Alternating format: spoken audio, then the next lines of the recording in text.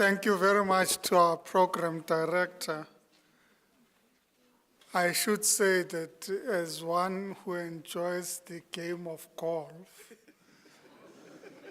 I feel slightly disadvantaged after the Honorable Member of Parliament and the program director spoke about golf.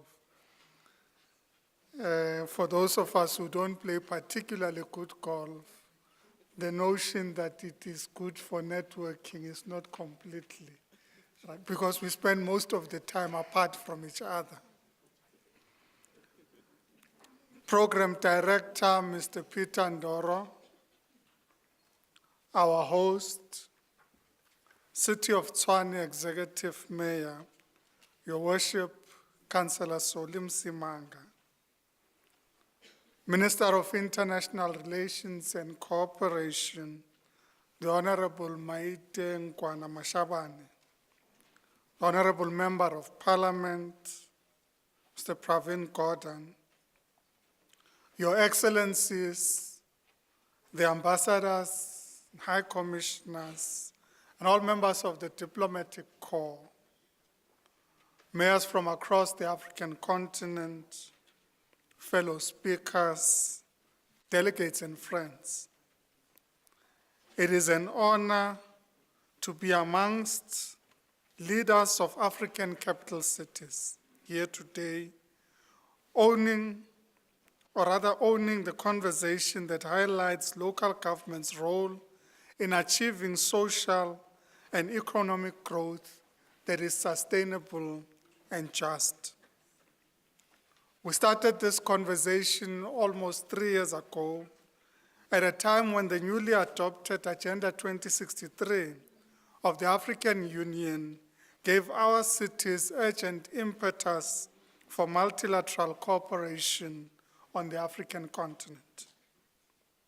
This came at a time that cities were preparing for the climate negotiations in Paris and rallying for the adoption of the new urban agenda at Habitat 3 in Quito, Ecuador. These progressive strides were further supported by our world body, the United Cities and Local Governments, UCLG's endorsement of the three key pillars that anchored the network's new presidency in Bogota in October 2016. These pillars, which are essential for the advancement of the local government agenda, include the following. 1, ensuring organizational consolidation and renewal, which speaks to UCLG's ability to unite cities, local and regional governments to speak in one voice. 2, facilitating collaborative and connected local governance, which looks into modernizing local governments' governance approaches using technological innovations. And thirdly and finally, locating local government at the center of a changing world, which demonstrates the potential of municipalities both in Africa and beyond. Ladies and gentlemen, allow me to unpack the last pillar, which outlines the necessity for political leadership to inspire the potential of municipalities across the African continent and the world to play a much greater developmental role in achieving our social and economic growth objectives. Implementing the development agenda in the current global social and economic context requires a fundamentally different approach. This is as the Millennium Development Goals, the MDGs, demonstrated mainly through the absence of meaningful local government involvement that development goals must be owned and actioned even at a local level. It is thus significant that in adopting the successor to the MDGs and defining a vision for our planet and humanity towards 2030, our leaders in Goal 11 of the Sustainable Development Goals set out clear tasks and responsibilities for local governments and leaders of territories. The success of the implementation of the Sustainable Development Goals, therefore, will be determined to a large extent by the involvement of the local sphere of government. This success lies at the fulcrum of employment creation, poverty alleviation, inclusive economic growth, and environmental sustainability. This also clearly means that a globally connected and inclusive bottom-up approach is central to more effective, integrated, and sustainable development. It looks to linking people with their activities, social ecosystems, and institutions. Financing this approach through alternative, innovative, and collaborative solutions is a key priority. These financing mechanisms include the development of local taxation systems, access to debt capital markets, and pooled financing mechanisms, just to mention a few. Furthermore, at a global level, we should facilitate access to donor funding and climate funding for local government. This then effectively places local government at the center of a changing world.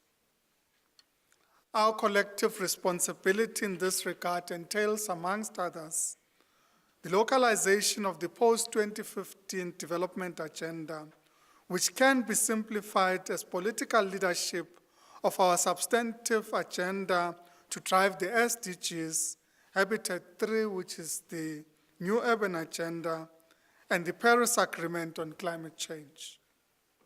It is also about the development of a collaborative local coherence agenda on peace, safety, and security. In this way, we promote multi-agency collaboration and ensure local safety and security. This furthermore calls on the development of a common framework for local government complementarity with national and international safety and security initiatives on the other,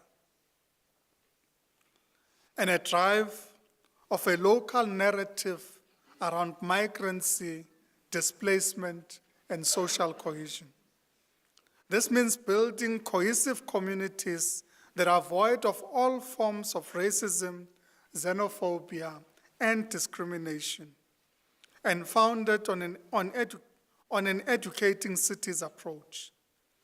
This particular intervention also requires the promotion of culture, diversity, and social learning to be driven for continual adaptation, innovation, and connectivity.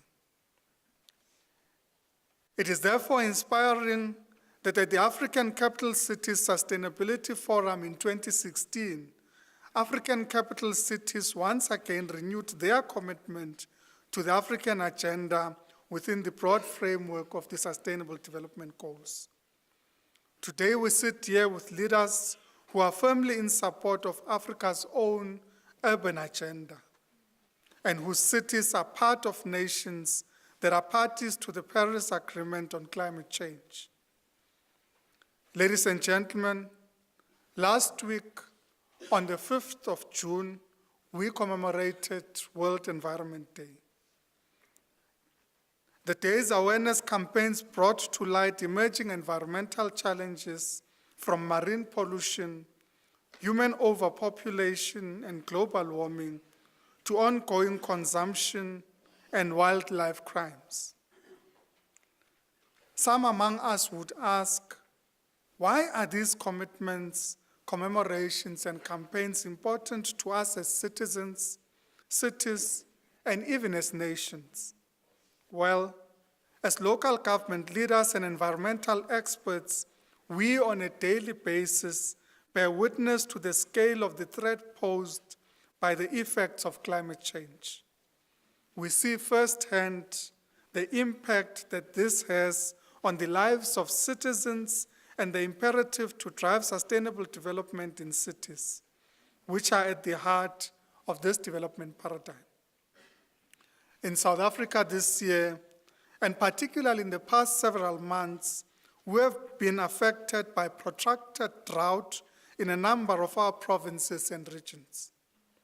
As recently as last week, a number of lives were lost due to storm surges in Durban and Cape Town. We also saw the tragedy of runaway veld fires in Port Elizabeth and the Southern Cape region. Perhaps most telling in all these extremes has been severe drought juxtaposed with severe storms, side by side with veld fires in the same region as we saw and witnessed in the Western Cape. These are all mind-boggling confirmations that indeed climate change is not a myth. The greatest of these impacts manifest at the local level, threatening both the lives of the locals as well as infrastructure and assets, effectively rendering investments in development insufficient and unsustainable. As local leaders, we are at the coal face of managing these extremes and the dire consequences they have on the communities that we lead and serve. It is therefore imperative that we reaffirm our call for collective action to implement the Paris Agreement, the Sendai Framework, and all other complementary commitments. Fellow leaders, many would be discouraged by the miasma of challenges that African cities face. Where some might find the rapid rate of urbanization on the continent a daunting challenge, I wish to urge you otherwise. The anticipated tripling of Africa's urban population over the next 50 years must be seen as an opportunity to mobilize all efforts towards inclusive and sustainable growth. The reality that this growth will also see an exponential growth of the youth population urbanizing at a rapid rate. It is this urbanizing, youthful population growing at a fast rate that should provide us with demographic capital we must leverage and profit for the entire continent. This population growth must also define our approaches to building resilience in our cities and in our regions. This gathering provides the perfect platform to reflect on the changing realities and the opportunities it presents for consolidation and renewal. In short, as local government and climate leaders, our task is to respond to the complex and rapid changes of the 21st century and use the opportunities that this time and the fourth industrial revolution present for modernizing governance which is centered on people's development. The greatest responsibility for sustainable and sustained development rests in the hands of mayors and their councils, city managers, chief finance officers, city planners, and all the dedicated men and women who serve their communities. The greatest opportunities for action begin to be realized in engagements such as the African Capital City Sustainability Forum, and for that, I sincerely congratulate the city of Tshwane and you, my brother, Executive Mayor Solly Msimanga, for once again bringing Africa's capitals to this very important discussion. Thank you very much.